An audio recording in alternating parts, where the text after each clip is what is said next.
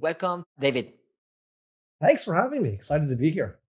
I'm excited to have you here. It's not common to have CEOs on the show, and that's by design. I'm a founder and CEO. Nothing wrong about that. But it's that sometimes the CEOs tend to not build, and I only want to have builders, and that's why I wanted you to be here. Like you are not only just setting the strategy, you are also building with the team. So maybe we can start there and tell me more about how you are actually building Retool. Yeah, well, there's a lot of building all across, and there's building of the product, obviously, but there's also building the company. The company is itself kind of a product as well, right? You have to iterate on it, get better at it every day. So there's a lot of building, and I'm also doing a lot of building myself personally. And I've been playing a lot with Claudebot, or I think it's called Voltbot. I think we got sued for trademark infringement, but it's a really fun product. For those that don't know, it's a product that you can use to automate a lot of things. The idea is that you give the LLM tools, and the LLM can do some pretty crazy things when you give it tools. So, yeah, building. I'm a builder at heart, and Retool is all about building, and so I'm excited to be here. So Retool has been around for like 10 years. Close. I think it's our 10-year anniversary next year, birthday next year. So tell me a little bit more about kind of the how you ended up pivoting or focusing more on AI as LLMs became more mainstream. Yeah. So when Retool first started, it was because my co-founder, and I, we were both engineers actually, and as engineers, we were honestly very shocked that building a simple internal tool would take so long. And so we spent so many hours every day building internal software. So we thought there's got to be a better way. So that's how Retool first started. That was in 2017. And we mostly sold to engineers, actually, for the first 5, 6 years of the company's life. And over the last maybe 12, 18 or so months, there's been a real inflection in the number of non-engineers building in Retool. And it actually started right before AI. Actually, AI has accelerated it even more. But even before AI, we started seeing this trend of uh, less technical people, but people that can write a bit of SQL now able to go build full production applications. And so we've gone all in on that over the last 12, 18 months. So now today, the majority of people building a Retool actually are non-developers, actually. And so that's been a pretty interesting product pivot, and happy to dig more into it, but changing who the product is for, changing how complicated the product needs to be. That's been a pretty big evolution for us. I want to dive into that because this is something that many founders or executives go through at some point, right? There's something new in the market, and then you want to make it happen, but then you also have something else that is working. So like the decision is how hard do you want to lean into this new thing versus how much you want to maintain the core business. So in your case, as you saw LLMs proliferate, like what was your decision and how much do you focus on that basically today? Like if I were to look at your website, how much of that do you think it is new versus kind of the core product that you started with a few years ago? Yeah, this is such a hard question because it's really tough actually as a decision. And I think we've made some great decisions. We've also made mistakes actually.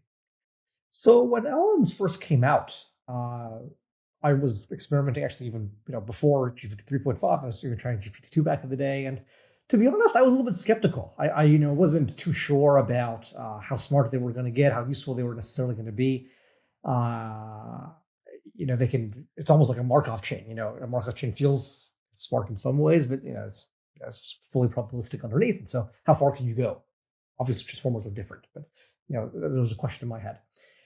And it was tough because actually we had we had a really strong business. If you don't look at LLMs at all, so our sort of pre-LLM business was doing very well. And the question was, do we want to, from a focus perspective, do we want to go all in now on LLMs, or do we keep on going and do two things at once, for example? Um, and so I'll maybe tell both a story of how it went well and a story of how it did not go well. I'll share. So it did go well, actually, was we launched a new product. This happened, I think, mid last year, I think around May of last year. And the idea was that LLMs are getting smarter and smarter, but today we really only use it for chat. And so the idea was, can we use it for doing things in your business? and we called it Retool Agents. And so we launched that product in May of last year. And that product today is doing really well. It's growing really pretty rapidly. And we can talk more about that product later. But to be honest, it was in some ways actually an easier product to build because we had no cannibalization, because we were not trying to, we started a new team actually to go and build it. We actually added more engineers on over time. And so the team grew, obviously. But it wasn't competitive with our existing product. It wasn't, it was a separate product, a separate use case, et cetera. So the core Retool is all about building applications. This was about building, allowing AI to go do things in your business. So pretty different. And so that to some extent actually went quite well. And we can talk about some learnings there, but I would say isolating a team to go work on that separately was, I think, something that worked really well. Almost having a startup within a startup is quite effective. Giving them goals, quite effective. So that's, we can talk more about it later, but that's one area where it went really well. An area where it has not gone so well, actually, is as it relates to our core product, which is our core product in, let's say, 2020, 2022, 2023 even. It was a product that allowed anyone to go build applications in a drag and drop way. And drag and drop, I think there are some upsides to having a drag and drop way of building applications. But over time, we've actually accumulated a lot of power and a lot of debt as well in that product. And so when 2024 came around and people started being able to say, hey, instead of using drag and drop to go build applications, what if I just generated code for these applications? We looked at that when we said, okay, that's interesting. And, I can see how LLMs are very good at writing code, but we're going to double down on our drag and drop system because our drag and drop system is very powerful. And in fact, we believe that we can, because of how fast LLMs are improving, we can actually teach LLMs to go use our drag and drop product. And we've done that, actually. And so we launched that product in August of last year, where we actually now allow an LLM to go use our product. And so the LLM, if you ask it to build an app, it doesn't actually write React code. It actually uses tools inside of our application to go build the application for you, almost as if it were a human building the application, if you will. And to be honest, that's a mistake. That was a mistake. And today we're actually thinking about, we're considering, and I believe we're going to go down this path. It's a very high conviction bet for us, which is let's actually go totally re-architect our product, actually, and throw away a lot of the work that we've worked on for the past 5-6 years and actually go all in on why don't we just get LLMs to actually just go generate code that runs on top of our platform instead of LLMs trying to use the frameworks that we've put together and spend the last 5-6 years on. And so I can talk more about why that was such a tough decision and why I think we actually made the wrong decision, and now we're correcting that decision. But it's a really hard thing when you have 9 figures of revenue on an existing product and you have to figure out, do I double down on the product or do I actually go build a new product that replaces that product? Because I think that's where the future is going. And I think we made the wrong decision. And now we're correcting the decision today, actually, as we speak. Thank you for sharing the process. It's a messy process. It always is. And I feel like, especially for companies at your scale, we tend to hear founders just talk about the wins. And I think the learnings are usually in those initial stages that ended up taking you to where the new product is. And I resonate with that as a founder as well, because the logical first step when there's something that big is to do a progressive transition. The team is probably saying, this is the right path. We need to protect revenue. Let's set up this new small team. But then at some point, I think it requires a lot of conviction and courage from the very top to rip off the Band-Aid and go all in into what you believe in. But then I think the next move is, how do you bring people along, right? Like, you have this level of conviction. I can imagine when the change is big, there might be some reaction at some level. So how do you ensure that what it used to be like a smaller team on the side, it's now the core team? Brian Chesky, the CEO of Airbnb, said something pretty interesting. I think this was maybe a year and a half ago or something like that. We were at a YC event, and this is actually where, I don't know if you've heard about founder mode from, I think he wrote an article, or I think PG wrote an essay about it later. This is actually where the essay came from, actually, was this talk that Brian Chesky gave. And Brian made a very interesting point that I hadn't considered before, which is that decision-making is not zero-sum. And what he means by that is, if just because I make a decision as the CEO of the company doesn't mean that, now this other IC in my company actually has less decision-making power. In fact, it's actually, if anything, additive, actually. And so to give you an example, if the CEO does not make a decision on we're going to go all in on this or not, actually there's more confusion inside of the company. And so it's not like, oh, well, the CEO didn't make a decision, so everyone feels so happy and everyone else is so empowered and everyone can go make their own decisions. Instead, if the CEO doesn't make a decision or the leadership team of the company doesn't make a decision, actually no one can make any decisions, actually. And so by making decisions, by making hard decisions, that's I think the role of the CEO or the role of a founder of the company. You actually empower others to go make more decisions. And I've really taken that to heart because by default, I was a philosophy major. Actually, I studied philosophy in college. And as a philosophy major, I can be quite nuanced. I can say, oh, I think this or I think that. And, it's not always true in all instances. What about this? But really, what I've learned as a founder over the years is that creates a lot of confusion for the team. And nuance does not scale. You really have to make your company strategy has to be so simple. And I used to almost be playing 3D chess in my head, and honestly, it was idiotic because most people don't want to play 3D chess. I think if you cannot communicate your strategy in a sentence or two, you probably have a bad strategy. Actually. And so I believe that way now with decisions, with leadership, is clarity and making a decision as quickly as you can, even if it might be the wrong decision, I think is so important. I think that last part is also critical, right? That even if it's the wrong decision, and then having the self-awareness to then make another decision, ultimately, I think people need that type of clarity to know where are we trying to go and why. And if that's not the right way, then where else are we going and why? Not let's try to meet in the middle just to try to please everybody, because ultimately that's probably the worst decision. Yeah, totally.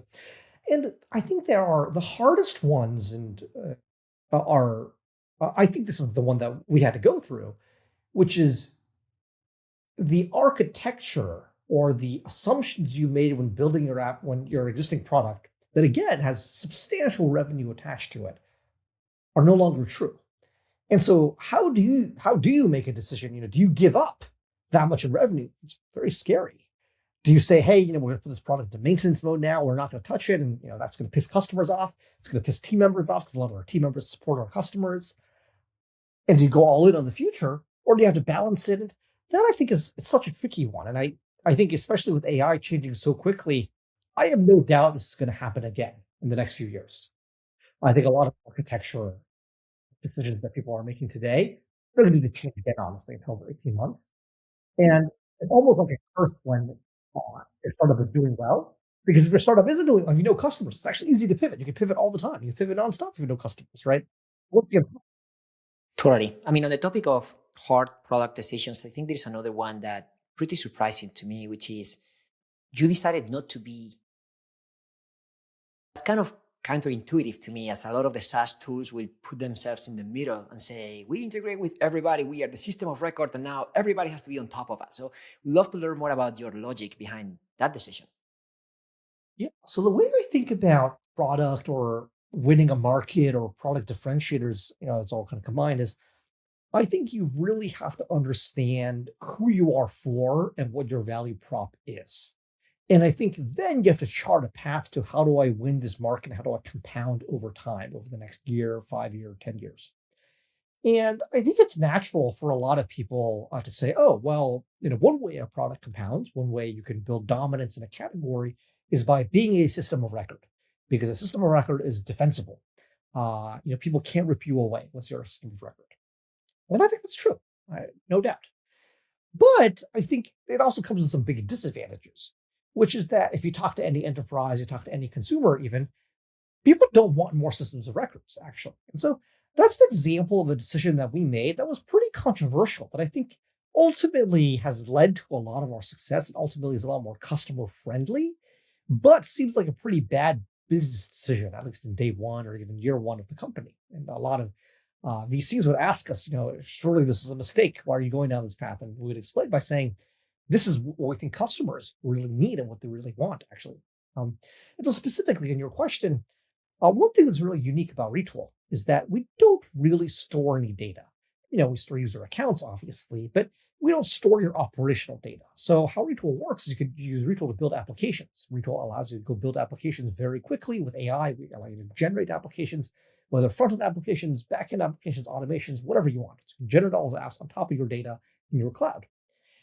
And one of the core pieces of advice we got when we first started out is, you should go be the sort of full stack application generation thing where you store all the data, you store everything, and that's going to make it really easy to get started with. And that's true. It actually does make it really easy to get started with when you don't have to connect to anything.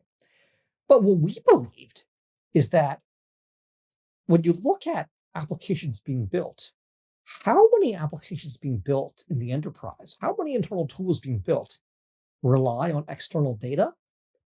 We think 90, 95% of internal tools will rely on external data. Whether it's data you have in a Databricks, in a Postgres database, in Salesforce, in Databricks, in a spreadsheet even, wherever the data is, it's going to be somewhere else. It's very rare, actually, that people are building internal tools with sort of new data entirely from scratch. And so if that's the case, then certainly, you want the product to be usable by 95% of people who have your problem. And so it's almost intuitive. It's almost natural to say, oh, well, Retool is actually going to connect to everything. And so that's one decision we made pretty early on, as we said, we're actually going to connect to data no matter where it is. Again, any data system, wherever you want. In fact, we would allow you to deploy Retool wherever you want. So if you don't like, hosting Retool in our cloud, you can host Retool in your cloud, actually. And that has unlocked customers like the US Air Force, the US Navy, the US Army are all Retool customers today. Coinbase, is a customer too. That's unlocked quite a bit for us. So I think there are product decisions like that you really have to think about the market, and you really have to think about what is best for consumers, not just what is best for you yourself long term. This is an example. I'm loving this, and kind of my takeaways as I hear you speak in terms of simplifying strategies, making decisions that are bold, but very clear about what you are and what you are not, right? And I'm hearing you talk about focusing on non-developers as the new market. I hear you talk about focusing on internal applications versus the external applications, and not being a system of record versus being a system of record. And I think all of that comes with implications, not good or bad, but like having that internal clarity then is what takes you to my next question, which is that value proposition. How do you articulate that to someone who's not living and breathing the product and is trying to make a decision as of which one should I pick for the next few years, right? And speaking of value proposition, especially in the AI world, I've seen a lot of SaaS companies focus on productivity, and that's a very vague definition, right? Because ultimately you are trying to compare, well, how many hours am I going to save? And that seems to be very limiting in terms of how much you can charge. But if you focus more on humans or how much more your tool can do versus what a human can do, I think that opens up a whole new world of possibilities, which is also very risky, right? Because not everybody's prepared to talk about that. So I would love to learn more about that value proposition and how that lands with other clients. The way that I think about a value prop is, I think it has a few criteria. One is that your customers must care about it. So, make some difference. And it ideally is unique. It doesn't you don't have to be the only product in the world that has it. But if you add, all your different value props together, that should be a package that is unique. And then to your point, I think your job is you have to go communicate that package to your prospective customers. And you have to deliver that, demand generation or, marketing like fashion. So I think that for us, the value proposition honestly has always been pretty clear. I think for developers, this is where we started, the value prop was you want to do anything but build internal tools. So it's almost like a boredom or an excitement kind of thing, which is like, you don't want to spend your time doing this crap. Go do something else. So that was a pretty clear value proposition, or you don't want to be reinventing the wheel. I kind of think of it like AWS. You can go build your own AWS, you could go build your own cloud, but do you really want to? Probably not. It's probably pretty boring and not, relevant to your business to actually go do that. So that was what our original value prop was. Today, I think our value prop is much more around, depends on the product, but for our core product, again, targeting what we call tomorrow's developers, so data teams, sort of non-developers, but have the capabilities of building production software. It's a lot more about Now, for the first time, you can do something you could never done before. So it's almost unlocking it's almost like anyone can be a developer now kind of mindset. But to your point, we actually think about the value prop honestly as going beyond that, actually, which is it's not just, oh, we save you, a developer. It's actually what are all the apps that you're not building that a developer, that even with a developer, you probably wouldn't actually build. Because with Retool, we find actually with our customers is they end up building hundreds and not thousands of applications they wouldn't have imagined by the time they first got started with Retool. And so I think that there is some positioning or discovery there through a sales process. You'll have to figure it out in terms of like landing that value proposition. To give you an example, there's this one company that has saved around, I think, $50 million with a single Retool application. And that's awesome. And when we think about that, it's not just, oh, you save the, developer time of building that application. That application would have never been built, even if you had all the developers in the world, actually, because it just was not. It was, probably, I don't know, number 75 on the priority list, had a 10% chance of success. People just wouldn't have built it. With a product like Retool, you can. And so I think about value prop in not just sort of the first order effect, but also a second or third order effect way. It's quite a powerful thing. That's a trend that I'm observing more and more in SaaS tools. They are moving away from the standard, oh, you can save X amount of hours per human per week, into you can either make X amount of dollars or save X amount of dollars. It's just much more closer to the bottom line. But I think connected to that, I also want to talk about the concept of this AI employee or this AI agent as a replacement of the human employee. I know this can sound scary for some, but I know that for CEOs, it actually sounds quite exciting. Not only CEOs, other executives, like they're looking at how can I truly not only augment my impact, but in some cases reduce spend. So curious to know how you can position a product in a meaningful way to, in some cases, prove that it can replace human employees. So a few thoughts about this. One is that I know it sounds kind of crazy to even say out loud, the idea of an AI employee, at least, today on, but it is inevitable.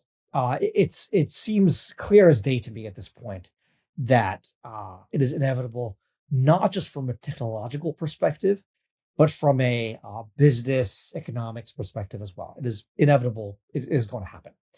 By that, I mean that let's take the business perspective first, which is that today there is so much pressure on businesses from all sides, from Wall Street, from consumers, from the fact that inflation is so high.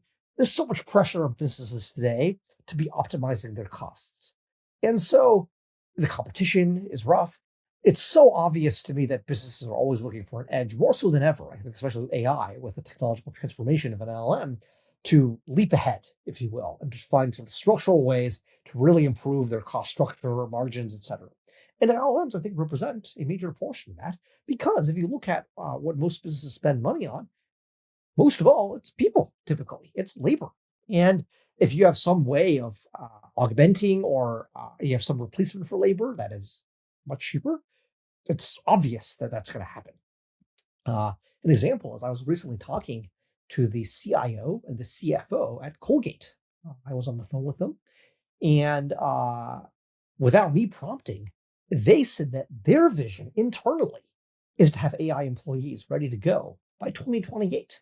And this is Colgate. Colgate is a very important, but also slow moving in some ways. Very older company, and yet there's their timeline is 2028, and that tells you how innovative not only they are, but also how likely it is that every company is going to have AI employees by 2028 if a company like Colgate is going to have it. And so I think that from a is it going to happen perspective, it's from a sort of business economics perspective, absolutely. And then you ask, from a technological perspective, are we there? And I think we're basically there at this point. My thesis is that LLMs are really, really quite smart. And if I were to ask an LLM anything, honestly, an LLM is probably better than I am at any knowledge task at this point, any individual knowledge task. But the question is, why is it not effective as an AI employee? Why is it not replacing me wholesale yet? And I think the answer is that it doesn't have arms and legs right now. It doesn't have the ability to actually go do things in your business. And that's what our agents product is all about: is how do we give arms and legs to LLMs so they can actually do things in your business. But to me, it is an inevitable future, and I'm really excited about it. But I want to dig into that as well. So one of the potential challenges, I guess, but also opportunities I see as companies start deploying more agents is that it becomes a mess, harder to maintain, right? So way too many agents running around and other applications. So I want to learn more about how you're thinking about orchestrating that and kind of having a layer on top of it.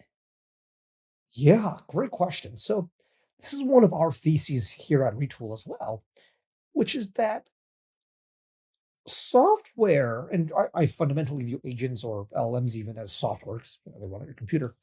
Software is very powerful, and especially with LLMs, software, the sort of TAM of software has gone up by quite a bit. Because before, software could only do deterministic things, so it would do something if you told it to do something very specific and do it. But now, for the first time, software can go do has judgment. It can make decisions. It can handle ambiguity even, and so the TAM of software has gone up a lot. Um, but our thesis has always been that, honestly, the writing of the software is actually not the hard part. And I think we see this with LLMs today. It really is sort of this last mile, which is how do you manage the software? How do you deploy the software? How do you govern the software? That is really, I think, what the challenge will be, especially when you have agents running around and they have agency, they have autonomy, they can actually go do things in your business. I really believe in sort of the idea of having a governance or layer underneath, underpinning all that, such that you can actually guarantee or assure that your agents aren't going to be doing anything bad. Or if they do, you can roll it back quickly or you can monitor them. So I think this sort of governance monitoring layer is really important. And that's what today we're investing a lot in. The product roadmap is a lot of it actually is predicated on this thesis, which is that as the uh, cost for writing software goes down, its complement, which is how do you manage the software and how do you ensure it's doing the right things, the relative importance of that goes up. And so that's actually, of course. And I would love to learn more about how you're seeing those large enterprises go about the orchestration or governance piece. I've seen two different approaches. I've seen companies hire a chief AI officer and try to kind of centralize AI. And I've seen the opposite, companies trying to decentralize AI and kind of empower other managers to run their own show. What's your take? I think it's got to be, I hate this answer, but it's somewhere in the middle, I think is the honest answer. What we've seen most successful is a federated model, where you do have someone central, because actually you need someone central. A lot of, in order to get LLMs to be effective in your business, it needs a lot of foundations. For example, LLMs need access to data. You don't have a central data layer, the LLM is pretty much useless. You need an action layer. You need LLM to be able to do things. It needs to be able to send emails. It needs to be able to write back to Salesforce. All that, it needs to be centralized. There's no doubt about that. So that's why you need decentralization. However, in the best companies, we then see a federated model where once you have these central things set up, you can then actually allow anyone to go and build. And that is really powerful, because I think if you build without centralization, you kind of just have sprawl. You have sort of a bunch of ideas that are half baked running around everywhere. Actually, I have this, I'll just tell the story quickly, which I think is a funny one. We were talking to a customer recently, and they were using Replit, which is this vibe coding provider. You may know of it. And what happened is they were paying Replit a lot of money. They're like, where is all this Replit usage going? Let's go investigate. And so they found a few people inside the company that was using Replit, and they went to the first one. They said, "What are you using Replit for?" And they said, "Oh, I was using it, to build an app for my kid." And they're like, "Okay, I don't know why we're paying for that, but we're not going to pay for that anymore." So, okay, stop paying for that. But the second one they asked, the second person said, "Oh, I built this, I have this workflow that I have to do every day. And so I built this great a dashboard that allows me to go track my stats and do this workflow." And they're like, "Okay, great. Awesome use case." And he's like, "Oh, 5 people using this app already. That's awesome." So great. Awesome. They go to the third person. The third person says, "Oh, I used it to go work on this workflow that I had, and check out, it's the app." And it's the exact same app actually as the one the second person built. But if you look at the numbers inside the application, they're different. And so you're like, oh shit, what happened, right? There can only be one correct version of this app, and they're actually showing different data. And so, what's the problem there? They go to a fourth person, and the fourth person has built the same app as well, and the data is different again, actually. And people are using that app too. And so that's an example where I think the cost for writing code has gone way down, which is awesome. It's amazing that you can democratize app building. But now the problem is that now that you can build an app, the correctness of the application or the governance of that application becomes really valuable. Because if you have three people that have built the same app in your company and all three apps show different results, you got a real problem. What they end up doing is they end up ripping out Replit, like this app is fucked because everyone's building their own thing. You have to have a governed layer and you have to have someone central owning it. And so there, I think there's something in there, which is as the cost of build goes down, the accuracy of what you build or the governance of what you build that starts to really become important. Yeah, the way I hear you talk about it reminds me of how world-class product teams structure a platform team that provides that cross-functional support and APIs and kind of structure, but still provides the flexibility to the different product leaders to then customize within certain guardrails. Yeah, and I think that's the most effective because I think you need those guardrails, but then you actually do want the creativity of everyone on the team building their own thing because you're not going to know their domain as well as they do. So now, here is the other $1,000,000 question. And man, I also see this all the time. Large companies kind of tied to Microsoft, and they are using that as an excuse. And I say Microsoft, I could say others, but it's typically Microsoft. They're like, oh, we can only use the Copilot feature. We cannot use Replit, or we cannot use Lovable, you name it. And that sometimes, I understand the value in centralizing things and providing some consistency, but it's also limiting creativity and the opportunity for people to go and try new things. So especially for you, as you're building a tool and you try for other companies to adopt your tool, like how do you navigate those situations where it seems like they are very constrained with regards to the amount of tools that they're allowed to use? I actually challenge the premise of that question, which is what we have noticed is that if you are willing to put in the work, actually getting into a lot of these companies is not as hard as you might think. But I think you have to put in the work and you have to have a pretty good product and a pretty compelling value proposition. So to give you an example, I named a few customers earlier, but companies or government entities like the US Army, the US Navy, the US Air Force, again, all three of them Retool customers, they're not excited about bringing new products in. They're all, I think, Microsoft shops actually, and they use, spend billions of dollars on Microsoft, if not more, every year. And yet they all use Retool actually. And I think the lesson there is you have to have a differentiated value prop that, makes them interested, but then you really have to check a lot of the boxes. And for us, this is what I mean when I say, us not being a system record is actually very helpful for them because they can say, oh, you're not a system record. That actually makes it so much easier for us to bring in because we just keep our data where it is. It's safe and secure, and you connect to it. The fact that we deploy anywhere, so we can say we can deploy in any cloud, whether it's AWS, Azure, or even GCP, or even your own, server farm if you want.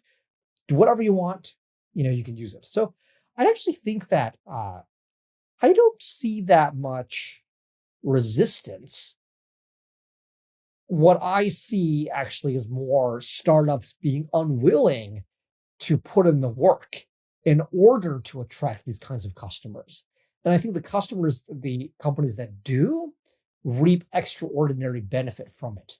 The companies like Palantir, for example, the whole business is basically this, or Endural, for example, that has just put in so much work and now almost has a lock on that market. And I think Retool, I hope, will be still.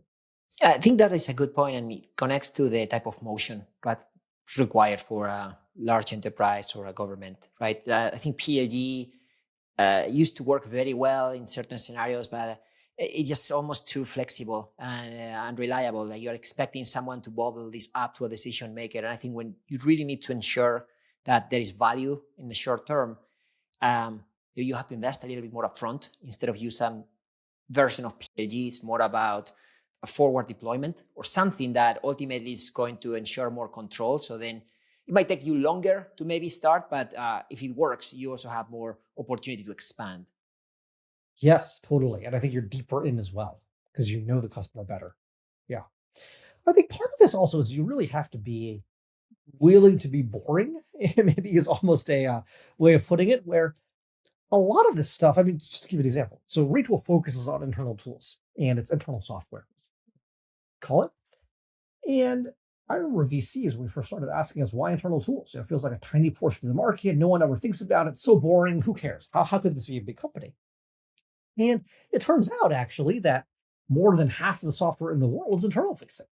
It's kind of a weird stat to think about, but if you think about, where software developers work, most developers don't work at Silicon Valley companies. They work at companies like Colgate, actually. And all developers at Colgate do, all they do day in and day out is they build internal software. And so that's an example where I think a lot of startup founders, a lot of startups are excited to, be in the limelight or excited to, experience consumer level growth, which is awesome. It's great to have that, but ultimately, a lot of that growth is actually not very sustainable. And I think a lot of AI companies today, for example, I think you can grow revenue really fast, but until you're finding a reasonable use case and you can actually get stuck in, I think a lot of those companies will be gone actually in the next few years. Like, for example, there's this live coding company that I know of that I think is around, I think more than $100 million of revenue. And their gross retention is around 55%, is what I heard, which means that every year they lose almost half the revenue if they don't do anything, right? And that's an example where I think, it's very cool to be able to say, hey, we can build cool consumer apps. But in the end, if you're losing half your revenue over a year, that's a very scary place to be. And so for us at Retool, I think we've always been more okay with just doing the boring thing. And I think that really pays off. And I think this is the stuff that we're really focused on. You've used the term boring. Sometimes I use the term unsexy, but I think they're equally good. And I think it's all about how do you define success, and ultimately I think dollars don't lie. And yes, there are plenty of examples of companies that might not be consumer facing that are extremely successful. So I want to wrap up this session with you and how you build, how you are kind of carving out time to still build with Cloud Code and other AI tools to still make sure that you keep a good finger on the pulse. Yeah, well, I think that one of the most important qualities in a product leader is being able to see the future. Because when you're at any form of scale, by the time you launch and ship a product, it sort of the gap between, where you started and by the time it's out in the market, it's going to be some time. And so you really have to live not just 3, 6, 9 months in the future, but even hopefully years in the future. And I think that's where I see some of the most successful and most iconic products get launched.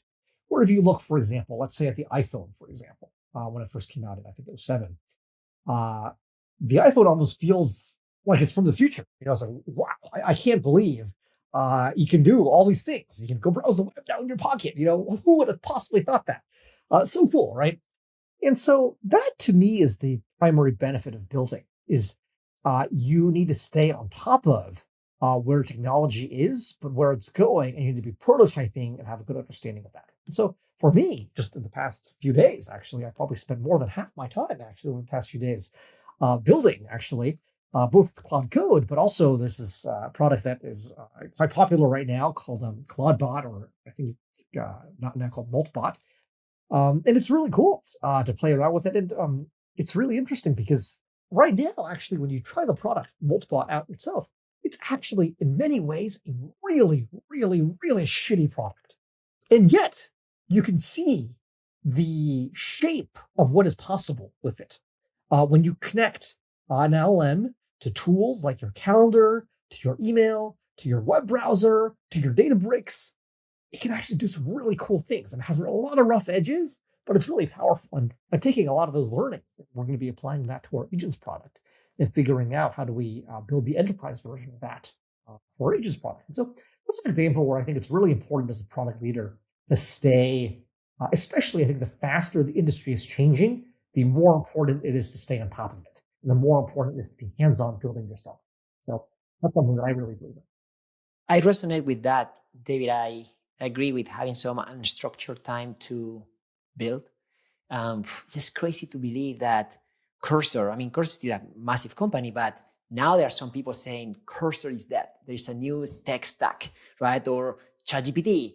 Now there's Gemini. Obviously, I mean, the truth is somewhere in the middle, but the point is that you cannot take anything for granted. You need to keep building. Yeah. And I think that's one of the hardest parts, honestly, of being a product leader overall, or even a founder as well, is that you always have to iterate. You always have to reinvent yourself. And if you're not reinventing yourself, someone else is going to reinvent you. So it's scary, but it's a really, really fun time to be alive, I think. Thank you for your time. It's been great to learn more about how you're making hard product decisions and build with AI. Yeah. Thanks for having me, Carlos. Great to see you.